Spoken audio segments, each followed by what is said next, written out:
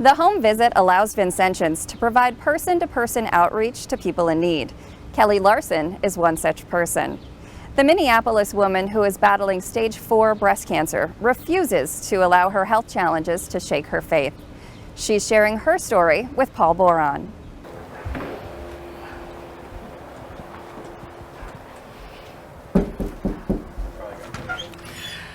Hello, how are you? A familiar knock on the door begins a home visit in Eden Prairie, Minnesota, just outside of Minneapolis. My income has decreased 75% from when I was working.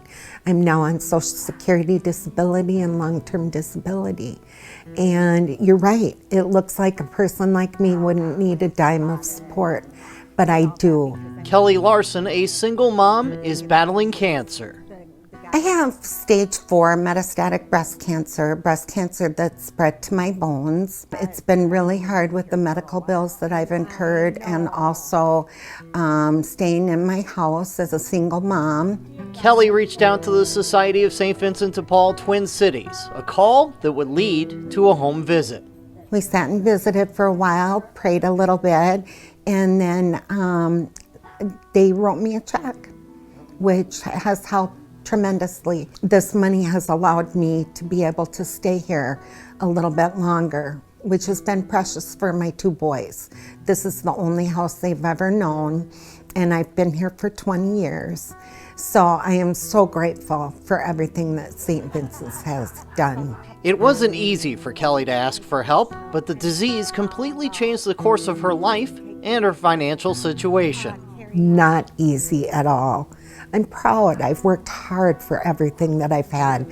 I had 2 jobs clear up until I was 31 years old and got married. What touches me is that, she's a woman with breast cancer trying to work through the issues that she has.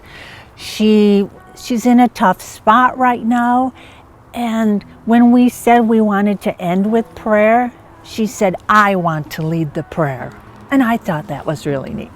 Carol Nielsen, a Vincentian with the Conference at Incarnation Catholic Church, says these person-to-person conversations help her on her own personal spiritual journey. Spiritually, it's making me pray more, realize that I am very blessed with what I have, and I don't complain about that, and it just helps you grow spiritually, and I think get closer to God. You go and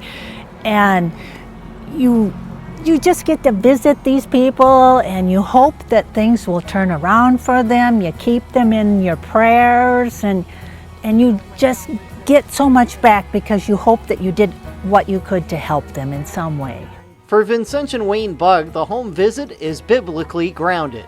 I think about the story of Jesus walking down the road and seeing Zacchaeus in a tree and say, Zacchaeus, I'm coming to your house today. And so Zacchaeus was so thrilled about that. When he got there and he was able to let his guard down, he was allowed to allow the people from his neighborhood to come and to hear the words of Jesus. And so to be able to come to somebody's house and bring hope, and not just only to them, but to their family and all those around us. So I believe that's what's special about the home visit. Father Michael Skluzacek, spiritual advisor for the Twin Cities Council, says the Society of St. Vincent de Paul makes a difference in the communities it serves. The charism of St. Vincent de Paul is to be there for that person, because when a poor person is seeking help with the utility bill, with food, with lodging, whatever it might be, that's the immediate need, that's the most obvious need. But beneath that need, there's very likely a need for love, essentially, for a relationship. And that's what St. Vincent de Paul can do for that person, is to show them that there's someone who cares, someone who is not just going to throw something at them to help them through this immediate crisis, but someone who's able to look at them in the eye and recognize Christ in that poor person, establish a relationship. You never know what anyone is going through, and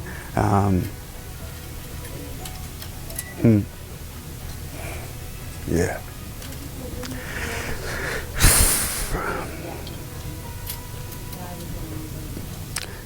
Oh, yeah. again, these are people that we're serving, and there are just so many unmet needs in people's lives that we're able to feel. Couldn't ask for anything more. And the home visit was so nice too. It was that they truly came out and really cared, wanted to know if there was anything that they could do to help. Vincentians strive to see the face of Christ in all those with whom they come in contact, and people like Kelly Larson make that easy. For Our Faith in Action, today's Society of St. Vincent de Paul, I'm Paul Brown. I know, thank you. Thanks, Paul. We ask you, please keep Kelly and her family in your thoughts and prayers. One of the Vincentians that you saw in that home visit is Wayne Bugg, whose journey to St. Vincent de Paul is an inspiring example of how the Society changes lives. Sharon Dennis has that for us. Then also a little coffee table because the big white one didn't fit. So Vincentian Wayne Bugg grew up in the Chicago area, surrounded by poverty, drugs, and crime. Anchors on his life he couldn't escape until moving to Minneapolis more than 25 years ago and landing an entry-level job with the Society of St. Vincent de Paul. it's pretty awesome. Coming from humble beginnings and low expectation, this is awe-inspiring. So yes, I'm extremely grateful. The people in this organization has adopted me, has helped. It's been like an incubator for me. I see now, looking back, that that I had potential, but until you have somebody to foster that, to grow that, to nurture that, it just lies dormant. But this organization has took me in and says, okay, well, we're going to invest in you. And there wasn't no contract signed or anything like that, but the love of God propelled them to do that, and they just walked with me throughout this whole journey, with me, my wife, and kids. Wayne worked hard, and with the support of St. Vincent de Paul, moved up the ranks within the society, earning a college degree along the way. I know I'm fortunate, and so it's in me on the journey, Lord. What is my purpose? And so, and again, by God orchestrating stuff, that I landed in this organization. So I'm looking for purpose, and I land up here.